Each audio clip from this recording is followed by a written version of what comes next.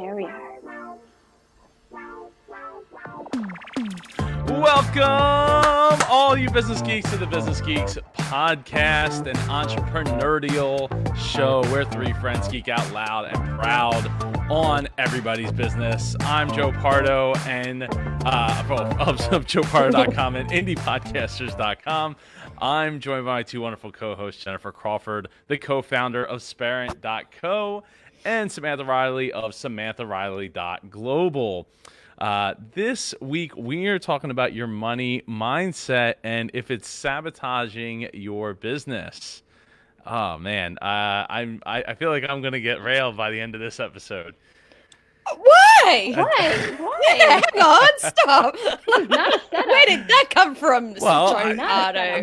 Because Sam and Jen, we've all had this conversation. I mean, you two have had conversations with me about, my money mindset and how it probably has played a part in sabotaging some of the things that I've gone through to do. So, that's what I'm saying. I feel sabotages everybody. I was going to say, it is 100% of the people in the whole entire world. It's not all about you, Joe. Yeah. Okay? You're not the only one with money mindset Oh, issues, Jen okay? needs a ding for that one. There you go. Well, yeah. So this is Jen's topic for the week, and I'm looking forward to hearing, learning, and self-describing myself about how I have sabotaged my own success. So Jen, you want to take it over from here? Well, sure. I mean, I think this is an important topic, Joe, not because that it only applies to you, but because I think we all deal with money mindset issues. And I know I didn't recognize that I had them early on in my entrepreneurial career. And looking back, hindsight 2020, I wish I had recognized them, knew it was a thing, and worked on them earlier. So just to give everyone, so we're all starting in the same place. Let me just start with a definition, maybe, of what a money mindset is. So I'm defining this as a unique set of beliefs and your attitudes about money. So these beliefs and attitudes are often stemming from early experiences with money, maybe your family's attitudes and experiences with money. And today it drives the decisions that you make about saving, spending, and handling money, and even could affect how you view yourself when it comes to money. And some of these are really powerful stories, if you will. Like if you've ever said, okay, so this was a big one in my family. The one I heard all the time is that money doesn't grow on trees. That was really common. Like money doesn't grow on trees. In other words, money is just it's not readily available. It's not easy to come by. It's hard to get. That was the message, right? There was also a lot of messaging in my family about, those things are for other people. Like the rich people were different than us. Different. Yeah. Like you weren't born with a silver spoon in your mouth. Like that's how the other people do it. We do it this way. Rich people do it that way. You were born this way. You were not born rich. So therefore you cannot, we can't relate to those people. So there was a lot of that. Can anybody relate to any sort of 100%. Okay. Yeah. A little bit. Yeah. Part of growing up was like that. Yeah. Brent says scarcity versus abundance. Well, these are seeds for scarcity, right? When you grow up, we didn't grow up with a lot of money. We bounced around some trailer parks. I call myself the trailer park entrepreneur every once in a while. And then I sort of, in my progression towards having a healthier money mindset, it felt like I went too far the other way at some point, where I was a little too obsessed with money, where I was like, I had to get it. And I wasn't even thinking about why. I just felt I needed it. I wanted it, and it wasn't until I did some journaling and some exercises on how I would spend money if I had it coming to me on a regular, abundant basis, that I realized that the money wasn't really that important, really. I'm never gonna, even if I had it, I wouldn't live extravagantly. That's just not who I am. Yeah.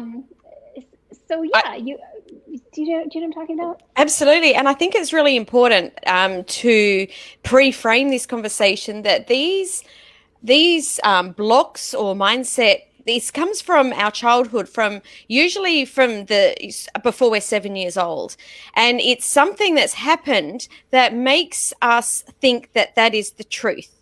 So one of the blocks that I've worked through, actually, and I'm going to say something else before I even say what this is, because Gary Vee talks about this and says, blame your parents. And I don't think that we should blame our parents. I think that we should acknowledge that it came from our parents and that they've got their own stuff from their parents, that it's not a blame thing. I think that that's really important, because I think that too many people, when they go down this rabbit hole, they're like, oh my goodness, it was my parents' fault. No, we're adults. We can acknowledge it and move on and deal with it.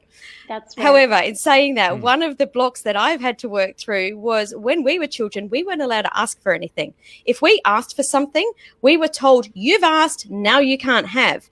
So in my child's mind, what that meant was when I ask for something, I get in trouble. Now, as a business owner, how do you think that plays out in your life? Just a little bit of a problem, right? So we need to go back and acknowledge and understand where some of these blocks are coming from, because as adults, we don't need to make those truths anymore. That was the truth when we were young. It's not the truth now. And I think that that's something really important to pay attention to. I think that's so powerful. I mean, it's so important. I mean, I think that's why I love this topic so much, is that I think we're all affected, but we're not stuck. Like, we're not stuck in that situation. You can definitely get past these blocks and overcome them. And if it is sabotaging your business, and believe me, they will these beliefs will sabotage they your will. But if you realize it, there are things that you can do to get past that. And we're going to talk about that later. But Joe, you've been suspiciously quiet. Yeah, absolutely. And you've got a bit of a nervous little wiggle there going on there, Joe. Because I'm standing for the, for anybody that's not watching, I set up a different camera angle. But first off, the Gary Vee thing that's really funny that he would say that. Because he's always about like no BS and no, don't blame other problems for your problems and blah blah blah. But then like literally when he's getting interviewed by Larry King, he's like, oh, I blame school for school failing me, and like you just said, like I blame your parents because that's the like like you said, like acknowledge that this is where it came from and you somehow come to terms with it, whatever you got to do to come to terms with it and move on. But it's a lot easier said than done, I would say, right? Because we, especially as we get older, if we haven't done that earlier on in our life, not only are we trying to like remove the block of like what our parents embedded in us, but now we're trying to remove the block of like what we've embedded ourselves into because of that. So like we gotta remove the block that they put in, and then remove the block that we've created a life around for ourselves based on that. And it's like everything's a lie, everything's on fire, and we just we gotta start over. Yes, you have to excavate. I mean, it's a major excavation. It's a lot of heavy lifting. You got to bring in the big machinery. And guess what? It never ends either. It just keeps on going. It never ends. And you may have some, like I do have some positive, I think, money mindset things from growing up. For instance, my mom didn't have a credit card. Like, she didn't refuse to have a credit card until she was, I don't know, my guess is in her 40s, maybe. So to this day, like, no debt. Like, my mom did not do debt. If we couldn't pay for it in cash, we didn't own it. Yeah, and I think that's actually a pretty darn good value. And if like you were told, if you ask, you don't get. My parents were, if you want it, you have to work for it. So on my 16th birthday, I got driven to the mall, and I did not come home until I had a job. Like, that was it. It was like, if you want anything, you've got to work for it. And so, I had babysitting jobs and pet sitting jobs and all sorts of little oddball kid jobs up until then, because they didn't, hand out money. It was like, You have to. And So I think don't there's think a that's work such a ethic bad there. thing either. Absolutely, because I was Yeah. the same. I was working little odd jobs from the time I was 14. And yeah, same thing. 16th birthday, it was like, I'm going with my resume, I'm going to get a job. And it happened. So yeah, I agree. Yeah. That's a really good thing. Yeah. So I The wanted thing to about go. Oh, Oh, sorry. Go I ahead, just wanted Joe. to tackle on there with the credit card thing because, like, I subscribe to that theory too. Until it was like, oh, you want to buy a house, do you? That's really cute, Joe. You should go get a credit card, and then got denied by 3 different places. One of which was I forget which one it was, but they were like everybody gets a credit card there because that's like the easy one to get, Hmm. and I got denied there as well, and I Hmm. forget.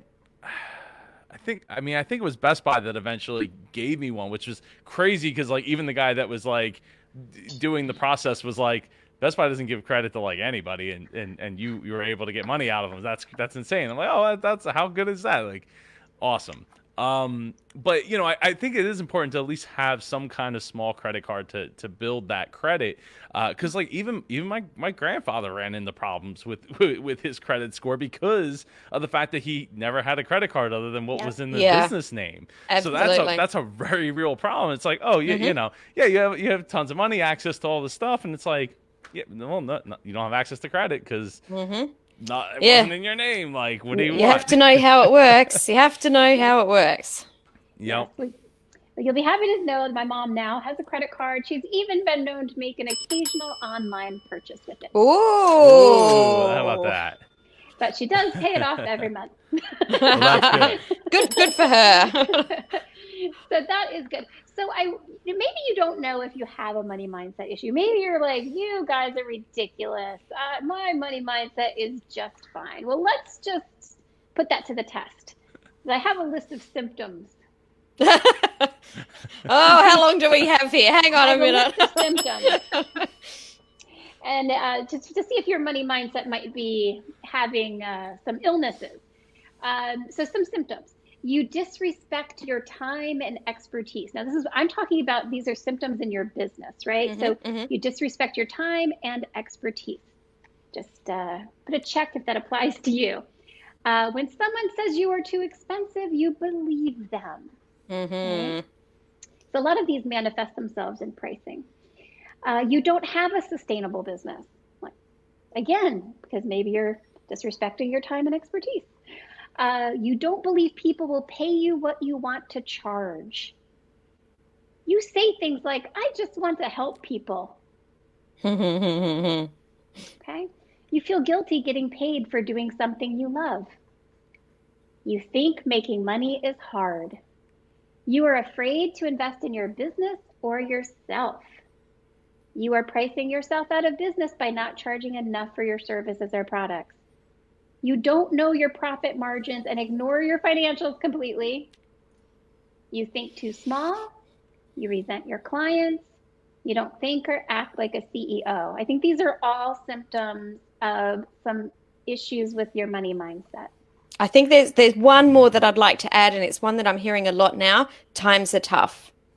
Times are tough. Oh, Tough Joe, times. those.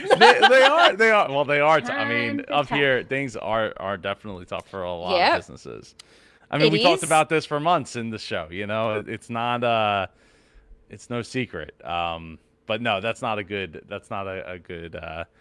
There's Well, obviously here's the there's a thing, Joe. deeper root in that, right? So you need to Exactly, figure out what that exactly. deeper root is. And you've got to be really careful where you focus, because if you Yeah. focus on that, that's what you get. And one of my friends said it so well. He's like, well, there's exactly the same amount of money in the world. So where's it going right now? Where's it being Mm, redistributed to? No, that just takes your mind in a different place. Okay, well, where do I need to pivot, turn? Where do I need to look? yeah. I mean, it's mostly going in Jeff Bezos's pocket, but hey, it's all good. Oh, we don't agree. We don't agree. He made how Well, many no, billions did he make yeah, in one day? I think it was like 13 billion in like a yeah, single day. Yeah, uh-huh. yeah. Yeah, Well, but it's the hang same on. amount of money, right? It's going somewhere. It just Uh-huh.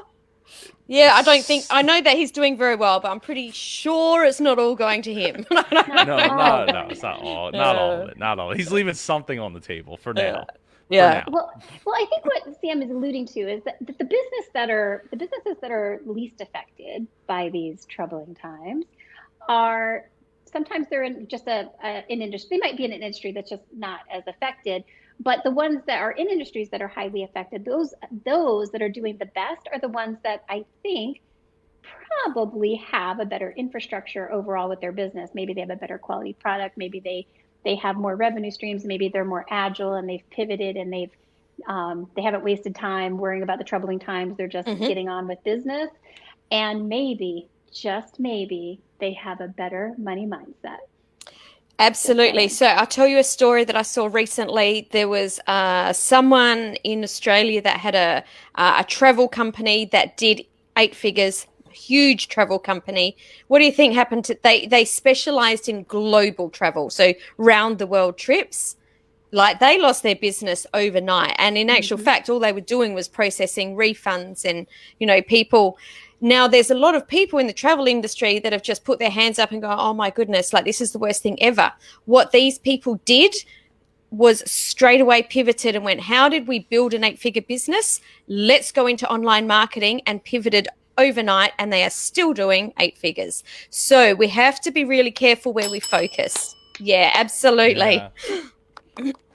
That's right. I love that. So you all know Dave Ramsey, right? You know who he is? Mm-hmm, mm-hmm. Okay.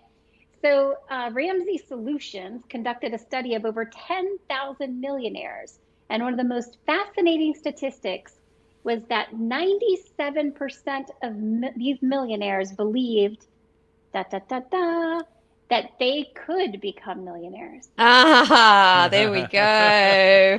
Oh, I'm so glad that just backed up what I was saying. So, of all of you out there watching, how many of you believe that you can become a millionaire? How many of you actually can believe it, can see it? I Feel mean, it. because I know a lot of small business owners that if you say that, some of them are repulsed. Yeah. Because I'll talk to friends, small business owners. Oh, it's not about the money. I hear that a lot. It's not about I it. hear that probably more than I anything don't else. I hear want to that. be. I don't want to be a millionaire. I don't want to make $1 million. And I'm like, why? I mean, that's interesting. Like, interesting money Mm-hmm. mindset issues Mm-hmm. there.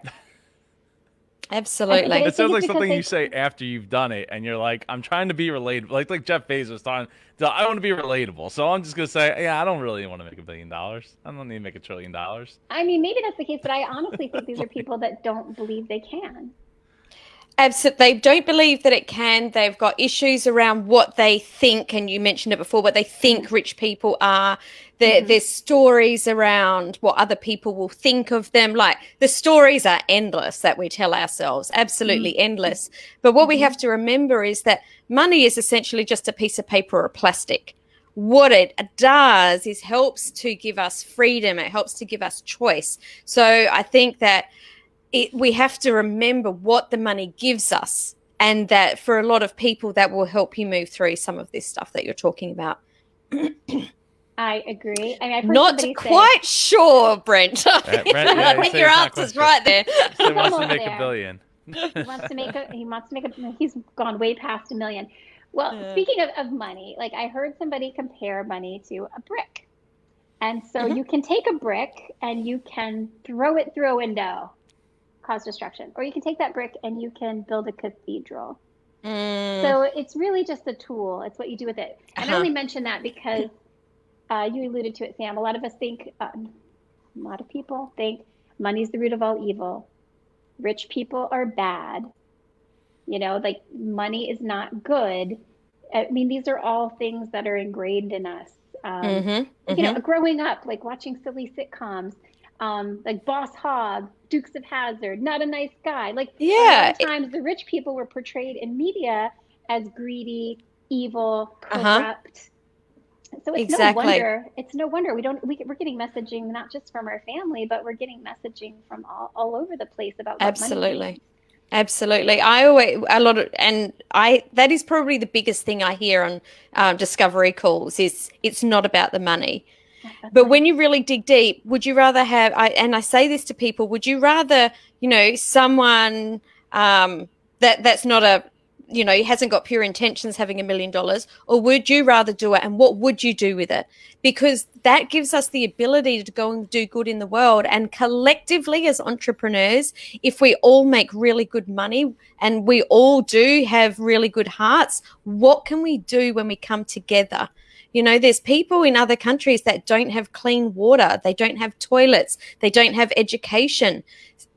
What if we could help them? What if we could really literally change the world? There we go. Yes, I love that. And you need money to do that. And a lot of you out there are in business because you want to help people. I mean, money Mm, helps you help more people.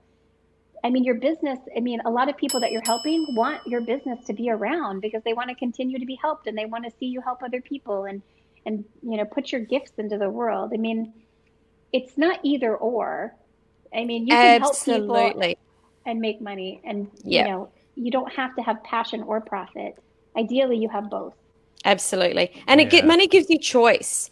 Yeah. I think any parent, or I won't say any, most parents, want to be around to see their children grow up. They want to be there when their children get home from school or, sit there and have breakfast with them. That's what money gives us the opportunity to do. So, yeah, I think that it's about choice and freedom. Yeah. Joe, I don't think you told us, Joe, what would you say your money mindset block or money mindset challenges are? Like thinking back to childhood, what sort of messaging do you think you brought forward? I mean, yeah. I mean, so for me, it's mixed, right? Because I grew up with divorced parents, and so Mhm. like at one house, it was a much different situation than at the Mm, other house, and uh, for for me, I think I always kind of seen it somewhere in between, in the middle of like knowing where, it wasn't that long prior to me being born that there wasn't much money around, even like in my, my family's business and all. So, plus my grandfather, like growing up around a lot of my grandfather, like the money mindset there was always very, it was very different of like, mostly being very frugal and like, reserved and things of that nature. I mean, I remember one time, we were at a convention and I'm in my grandfather's room and I was like, what? Like, I'm like, Pop, why do you put like this gold ring and these gold chains and stuff on? Like, why are you wearing all that stuff? Like, you're wearing like sweatpants to to the shop normally. Like, what are you doing? He's like, oh, well, it's just for the, for here, right? And I'm like, okay, I guess. But like that's the kind of at work play that like I was around where it's like very blue collar working kind of thing. At the same time, it was also like we were growing through to mostly like a white collar operation and that kind of stuff. So it, I don't know. Like, and growing up like in the warehouse where I was working with guys that were making like a little over like minimum wage was a much different environment than when I was home or at my mom's house or like literally like anywhere else, honestly. So getting to see both of that and having people that looked at the situation of like, okay, you're dealing with some people that like have that same mindset of like rich people are evil versus people that don't have money aren't evil. And I don't know. I so much stuff. it was a lot, and like trying to like reconfigure my brain and think about things in that sense where it's like trying to not remove that but amplify the message of like, okay, like as I make more money, I need to always constantly be checking myself that I'm doing everything I can, not only for the people who are paying me but the people that live in the world around me as well, right? Whether it's through charity work or donations or whatever, like that's like always trying to like check myself in that sense. So like I said, it's somewhere in between. I feel like I grew up somewhere in between because I grew, as I grew up, things changed, and I worked with people that didn't make a ton of money. Worked alongside them for months at a time. So yeah, I don't know. I don't know. Mm. It's I thought of another thing I had to get past, kind of on a lighter side. But so when we were growing up without a lot of money, like my mom was super good at finding deals. So like when it came time to get school clothes, we went just beelined to the back of the store. I never got any clothes from the front of the store. All of my clothes were in the back by the dressing room, and we couldn't get 25% off, not low enough, 50% off, not low enough. Every single piece of clothing I wore was 75% off or more. So we would get the name brands, but they would be like weird colors, like, like not cool clothes, right? So it took, that manifested into adulthood. It took the longest time for me to be able to like not like to buy up something that was full price. Like I would just be obsessed with price and finding the deal. And unfortunately, what happens when you go that low, when you're looking for like discounted stuff, is we wouldn't necessarily get the highest quality. We would get kind of low quality things. And so what happens is those things don't last as Uh-huh. long, they're Uh-huh. not in style. Like, yeah, I mean, it's just, so it took a long time to work through like, oh, just invest, get something good quality. It costs more, but it's going to last longer and it's a better use of your money. To this day, my mom still like looks for like a deal, and she'll buy things that aren't like necessarily like well made because it's so Mm-hmm. much cheaper than the thing that is well made. So she Mm. has like three wine openers, like three of those electric wine openers, because she bought each one she bought keeps they keep breaking because she buys like these really cheap ones. And I keep saying, Mom, just buy a nice wine opener. You only have to buy one. I swear. So, but yeah, it's funny how like, these things just will carry forward, if you don't acknowledge them. And I think let's just moving on into getting past them. I think the first step in getting past these money blocks is to recognize them in Mm-hmm. yourself.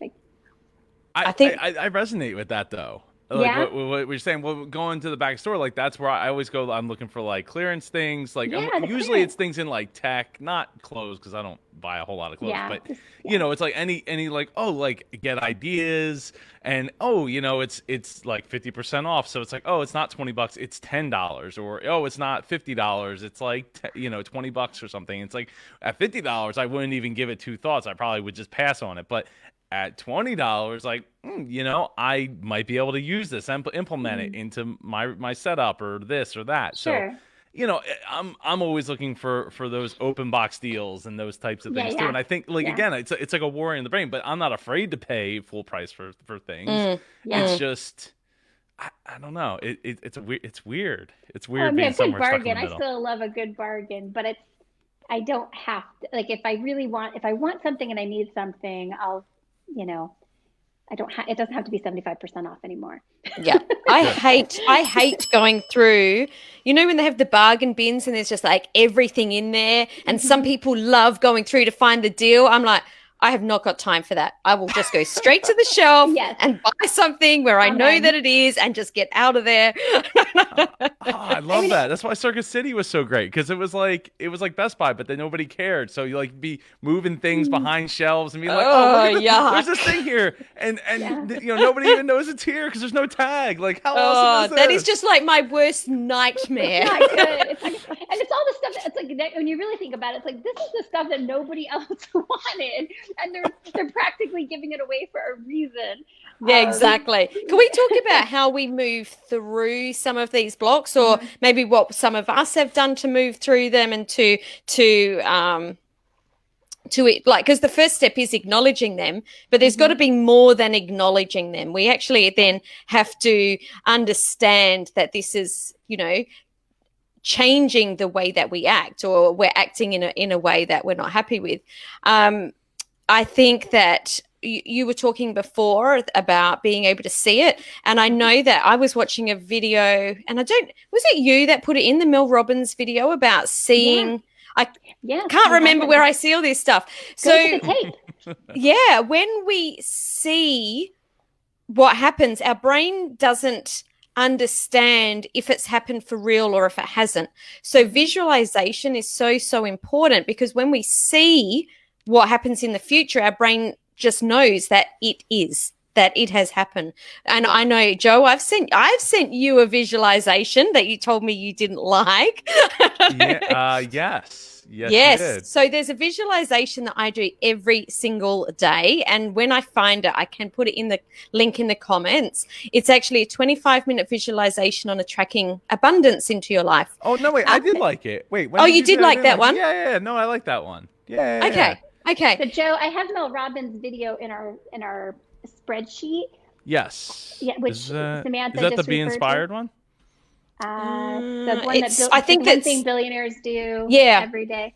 Yeah. Yes. Hold on, I'll pull it up. Yeah. So I love this because it's based in science. It's not what they call woo-woo. That word is sort of bounced around, but this is actually visualization has been proven to work, and it's science-based. It's something called the reticular activating system, and essentially it's your brain's filter that looks for evidence to confirm your beliefs, and it's always operating. But like Sam says, it doesn't know the difference between your real memories and your visualized memories or thoughts. So Brent's just popped in the chat that people did that with weightlifting and gain muscle, and says, not sure I believe it's supposedly real. I absolutely 100% know this is real, because when you visualize this, your muscles act as if it's really happening. And I know this from when I was a dancer, because there was this particular step that I couldn't get. I was in my early 20s. It was really difficult. And I used to train myself to dream about it, and I used to be able to dream, and because I was training my muscles to do it, I actually was able to do that step.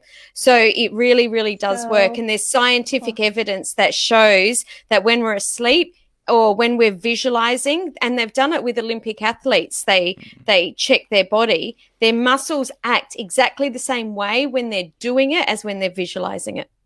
That's so incredible. I mean, why not use this tool? At least try it. She makes a point saying, you don't have to be there, sit around and visualize for an hour. It can be as little as 30 seconds, but close your eyes, visualize your life after you've achieved a goal, a financial milestone or some business success. Visualize what that looks like what your life looks like, what your day looks like, but also visualize what you are going to feel. Like, are you going to feel successful? Are you going to feel relieved? Are you going to feel empowered, more creative, more energized? Whatever it is that you want to feel, like you include that in your visualization. Do that 30 seconds a day, total quiet time. Close your eyes and do it. I know I'm going to try it because this isn't something that I've implemented, but just based on what I read on the science and the effectiveness, and Sam, you know it to be true yourself. I mean, you've got nothing to lose. Nothing to lose. This is something you can use today. Absolutely. I mean, doing it while running, I've been doing that for years. Solving closing your eyes and visualizing yourself. Not closing my eyes, but just you get lost in the thought process. Like, I'm listening to music, I'm running, so I'm already doing two things, but at the same time, like, I'm like thinking up of ideas and like visualizing like complex problems that I couldn't figure out, and start solving them, right? And I did visualize. This is going to sound really dumb, but when I was DJing, like 15 years ago, and I was still using all records, and I had a Mini Cooper, and I had my speakers, and I had my big turntable, flight cases, and 4, 5, 6 cases of records, like getting everything into the car. It literally was a dream that I had, that like, okay, if I do everything like this, it will fit. And I woke up, and the next day I did it. And it worked, and I was able to get everything fit just perfectly. Our brain is amazing. We only use about 10%. I thought it was even less than that. It might be less than that. It's such a tiny amount, isn't it? Yeah. So when you think about that, it's really not surprising that this visualization is so effective and it has, such a tangible, effect on our goals and our dreams and making things a reality. So I hope you all try visualization this week, 30 seconds a day, every day this week. And then we're going to check in Absolutely. next week and see how it's going. There's It also a absolutely really good does. book that I want to mention because it's a great book to help you realize how much these mindset issues can bleed into your life and cause pain. And it's like a workbook to work through it. And it's a book by Denise Duffield Thomas called Get Rich, Lucky Bitch. It is such Yes. a good book, and highly recommend getting a copy of that. Obviously it's aimed at women, but I would recommend that even men read it too. It's really, really good.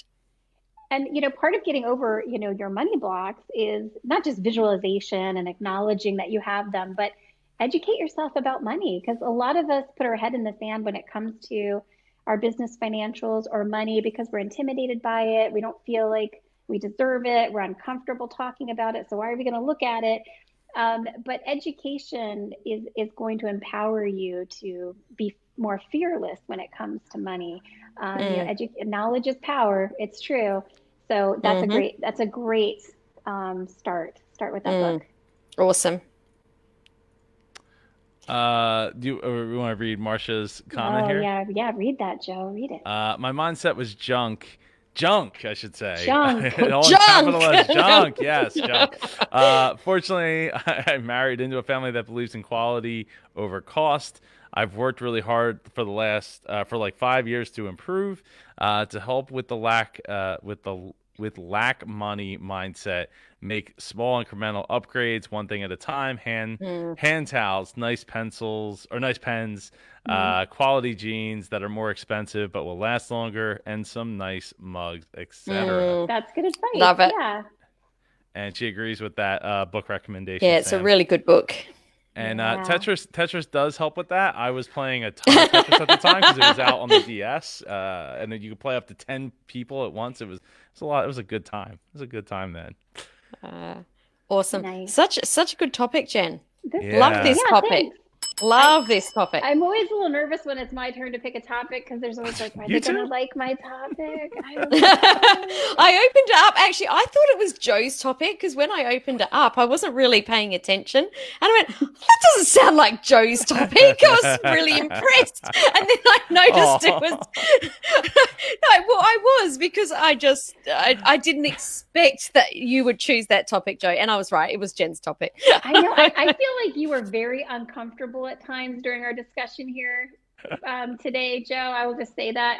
Thank you. I think you were squirming a little bit. Well, no, I move around a lot when I stand. I can't just. You want me to just stand like this? I don't know. No, you don't. No, I don't.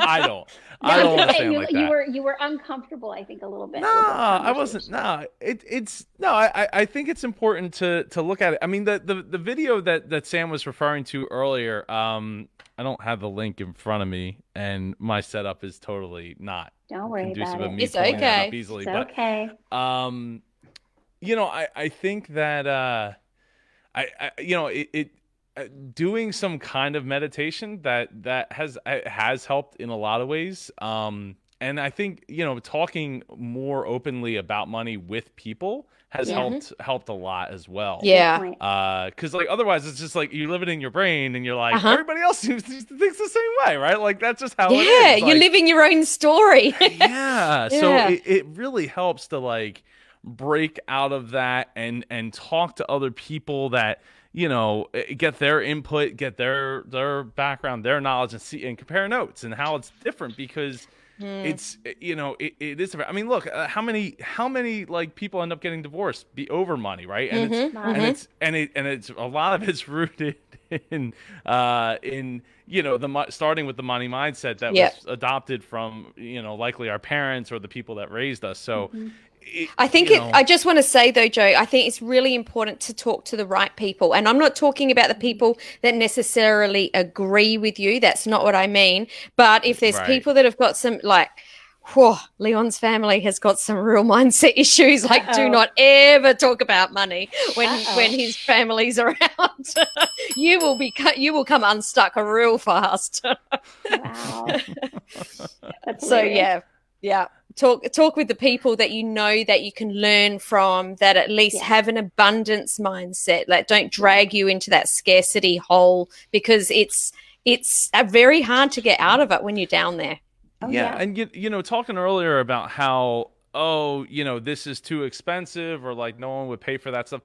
You know, that's I mean, it's very clear that you just don't know who you're identifying with your product and with your service, and like that they don't get it, right? Like the who was it? I think it was it the Dave Jackson, or somebody had posted the golden paperclip from, I think it was Tiffany. Oh, Tiffany, yeah. Yeah. Did you post that, Sam? I have posted it before, definitely. Yeah, like a $1,500 paperclip, and like what kind of message is that sending? And it's kind of ridiculous, even, you know, in its own right. But there's somebody out there that's going to be willing to buy it, and as long as they're willing to like wait until they find those people, it's there for the taking. Mm-hmm. Yeah. So absolutely. You know, so it's just, you know, to say, you know, when you're talking like, oh, I'm going to start this business that like most people have never heard of before, because it's not like the cookie cutter box, you know, I'm going to open a McDonald's, or I'm going to open up a this or that. It's like, oh, I know about that. Like, I've already had billions of dollars poured into me of marketing over several generations to know what that is. You know, you're probably just talking to the wrong people, and that's why they're like, wow, that sounds really expensive. It's like, yeah, but the problems that we're solving are really complicated, and you just you don't get it because you're not that person, right? Like, we're solving it for rocket scientists. Well, are you a rocket scientist? Well, then no. Well, of course it's going to be expensive to you, because we're solving problems for them. Yeah, I think when I did NLP, one of the things that I learned, and I love to use it, was when people say that's expensive, say, compared to what? Yeah, right. Compared to what? Because that is a very weird thing to say.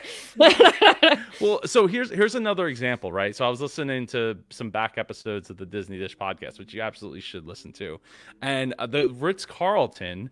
We love our hotel brands here, specifically Marriott on the show, but the Ritz-Carlton is opening up a yacht, I guess they already have it. Like, you can, instead of going on a cruise, you go on a mini yacht with like 100 people on the yacht versus like 2,400 people. So cool.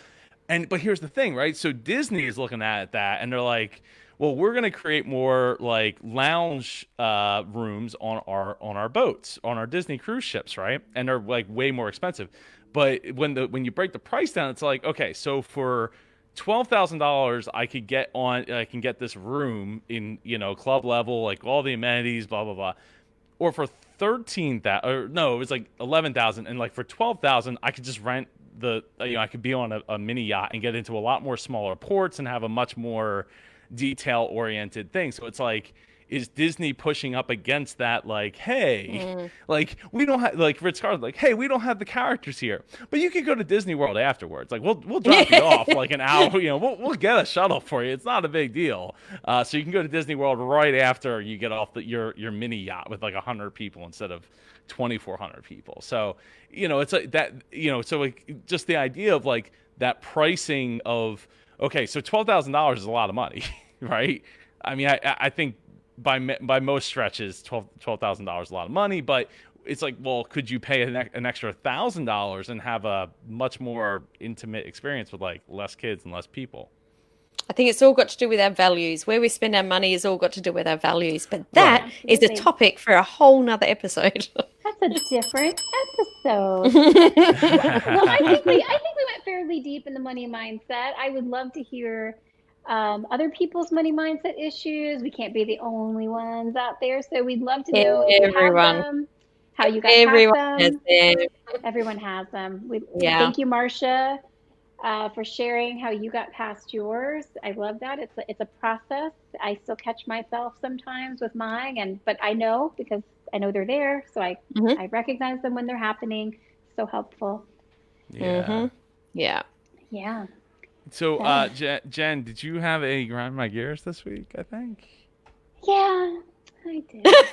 I do. You did? Okay. I do. Strap yourselves in, people. I do. All right. So I have a Grandma Gears and I have a story of two businesses.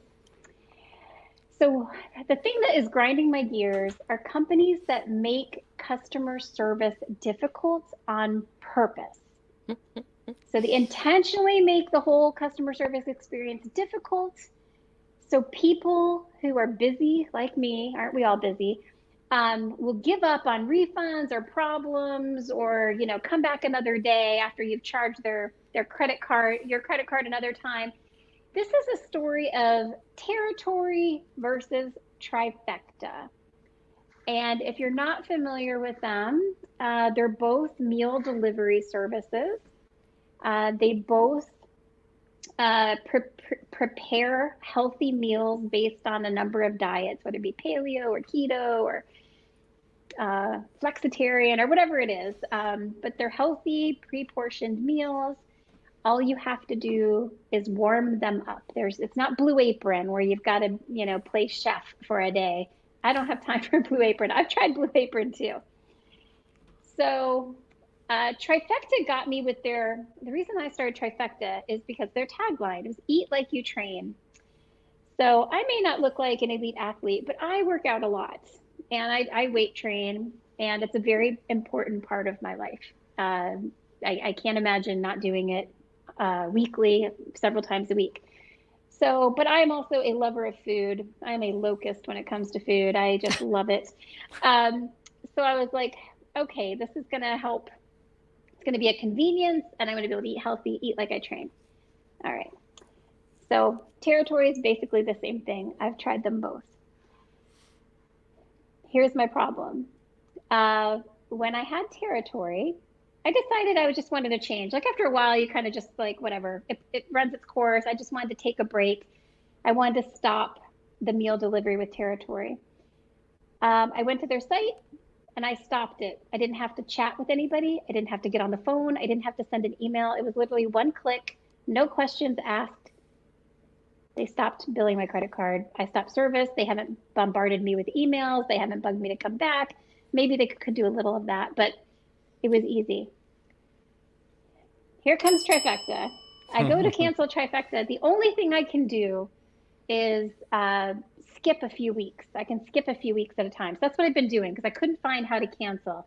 So I went ahead and I skipped a few weeks. Well, what happened? I forgot that it was the fourth week. I didn't skip or cancel. So now I'm getting food I don't want. Then I go back into my account. There's no way to cancel it. So then I chat with the rep and I'm like, I want to cancel. And then there's all the questions about why do you want to cancel? And I'm like, well, I don't want to tell you why. I don't want to tell you that your food wasn't really good. Like it didn't taste very good. I don't want to tell you that because I don't want to be mean. I don't want to hurt anybody's feelings. I didn't want to tell you that your packaging is like, you almost have to be a weight trainer to open it. It's so hard to open. And it's a little thing, but it's like, I wanted something that's easy to open. Sounds like a pretty big thing. If I can't open your food, then I can't open it. I need like big scissors, and it's pain. I didn't want to tell them all that. I just said, hey, we're cooking more at home, which we are. And then it's like, well, do you know we have a la carte options? And there's all this, and it's like, I just want to cancel. Like I'm trying to fit this in, like in between calls and contractors and the dog walk and everything. Anyway, and then my chat session timed out because I had to take a call. I don't know if I'm canceled or not. I don't want to restart the process. But then I just got thinking about like why was it so hard to begin with? Like why couldn't it have been like Territory? Why couldn't I have just canceled when I wanted to cancel? Why did I have to get the third? I shouldn't have to get the third degree. So guess who's getting my business again? Territory is going to get my business again because not only is their food better, their packages are very easy to open, very easy to prepare. I also get much more control over the actual meals that get delivered. I didn't get the same flexibility with Trifecta, but my impression is Trifecta is ahead and like leading the industry. This is the impression I get. Sorry sorry, territory team, if I'm wrong about that. But I think it's a shame because I think territory wins on all counts, and particularly customer service.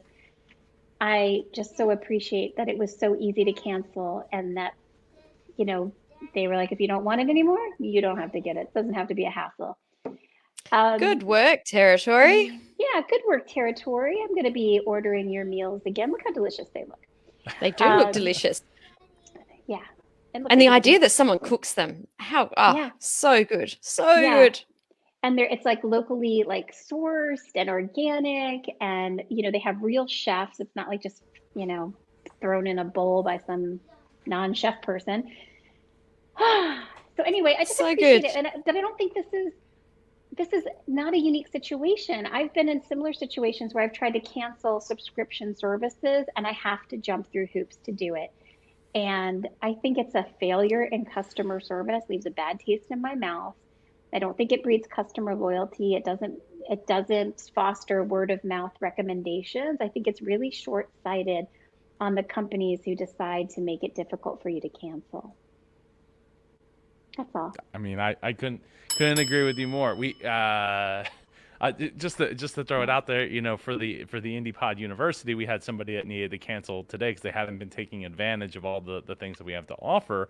And within 5 minutes, I had the whole email, and it's like, oh, here we canceled the subscription. We'll give you 30 days back when you're ready to come back.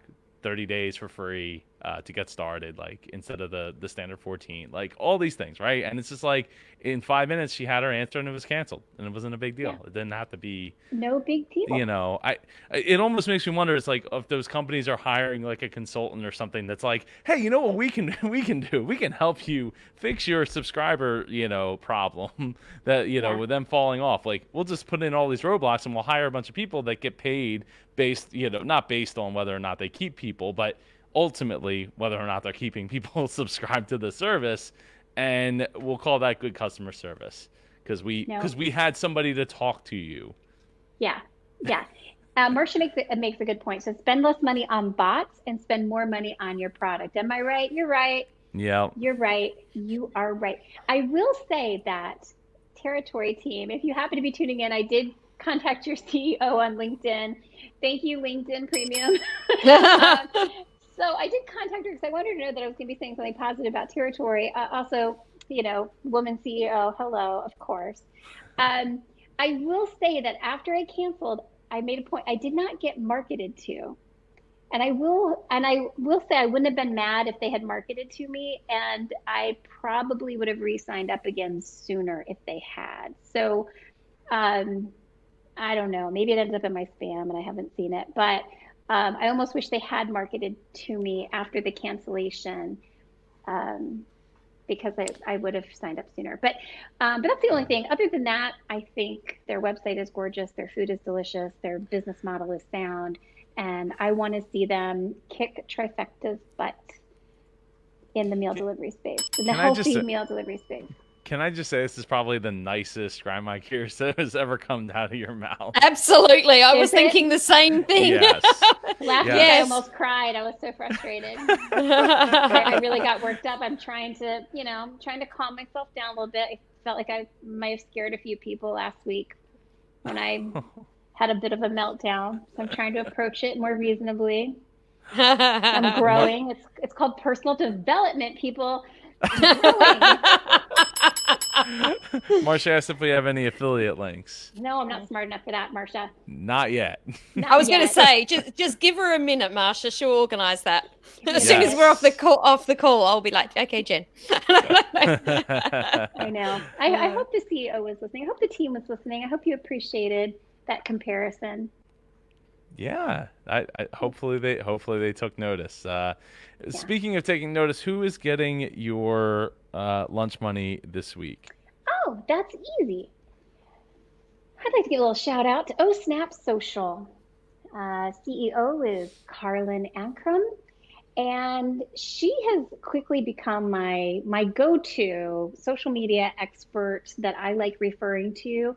I've actually hired her. We're going to be working with her to help us run our Facebook, create, implement, and moderate, or yeah, I don't know. It's a thing she's got. It's a Facebook ad thing. So we're investing in the small business grit virtual experiences, and we are going to do paid ads for the first time, believe it or not.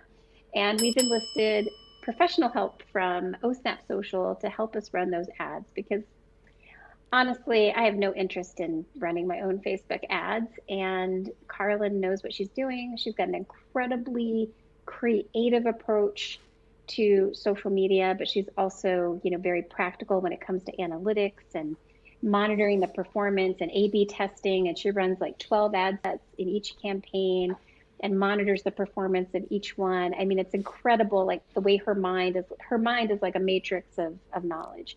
Love She's going it. to take that off our hands. I highly recommend it. I didn't know what to expect in terms of cost, but I will say when she was telling me like what she does, Mary Sue and I were on the call with her, and Mary Sue texted me and was like, "This sounds like it's going to be $10,000." And it was because she does so much with these ad campaigns that it's just like magic. And it wasn't $10,000. I will say that. So I will let you call her and figure out how much it is. But I would say it's definitely worth exploring if you have not done paid ads. I don't think, running Facebook Ads Manager is for a novice. It's a beast of, it's a powerful ad platform, but it is something else, and I have no time to figure it out, So, yeah, OSNAP Social, they're incredible. Love it. Yeah, great team over there. Man, I gotta get used to this whole stand. I gotta change my setup. That's all. Well, no, and that is awesome, and I'm glad that you're gonna have somebody else run your social media campaigns to help get a further reach. And I'm actually going to be investing in Facebook ads in a dollar amount that is over 2 digits. I've never gone over 2 digits. Actually, it's over 3 digits. I'm spending on Facebook ads for the first time. It's a 4-digit ad spend. Whoa. Looking forward to hearing all about it. I'm very excited. And this was a mindset thing, like getting over this. Yes. Because old Jen would have been like, DIY Jen, I can do it. I can figure it out. I'll spend $50 on Facebook ads and see what happens. That's bad money mindset, because it's not my expertise. It's not my zone of genius. And you really do have to put you have to be willing to invest in online ads, like more than like $5 or $10 a day. Right. So for real results. So anyway, good work. Look forward to hearing about that. I'm so excited. I hope I sell one more ticket. Yay! that 4-digit ad spend. I certainly hope so. I certainly hope so. Me too. And it's, real quick, speaking of following up, have you gotten your bed yet? No. No, still waiting on that. My goodness. My back problems persist. Yeah, that's but we do have a tracking number now, which is progress. So I'm hoping next week I'll Hopefully be sleeping in zero gravity. Yeah. They can't seem to find the weighted blanket. But we do have a tracking number on the actual adjustable frame. Carlin's with us. Says thanks for the shout out. Hey, Carlin. I was hoping she would make it. I actually did like a good podcast thing, and I emailed the people we were going to mention. So Carlin, I think we need to do that more often. I don't know why we don't. It was really effective. We're very last minute about things. Good work, Jen. Yes, good job. Good job, Jen. Thank you. Some dings for you. I tried this week. I really tried. Well, let's see if we can if I can do any better next week, because apparently it's my week to go next week. Oh my gosh, come up with a topic. I know. It's also good to know that I'm not the only one that sweats whether or not they're going to have a topic that's worthy enough of talking about. So, I know. Yeah. It's a scary thing choosing the topic. It is. It's very, very scary. We're all very opinionated. Yes. Well, if you have a topic, if you're watching and playing along at home and or listening and want to submit that topic to us, shoot it over to questions@businessgeeks podcast.com. We are changing our Australian time because apparently you all hit your daylight savings time. Well, It's not so all. exciting. I can't say all No. because apparently half your country doesn't, or some Mhm. percentage. Uh-huh. But it's 8 a.m. It's Tuesday, 8 a.m. Australian Eastern Daylight Time, it's still going to be Mondays 5 p.m. Eastern Daylight Time, at least for the next couple of weeks until we. It'll be Eastern Standard Time at that point. We'll still be at 5 o'clock on the Easterns. Let's see. If you've enjoyed this episode of the Business Geeks podcast, please share it with the Business Geek in your life. We'll see you all next week. Thanks again for watching and listening.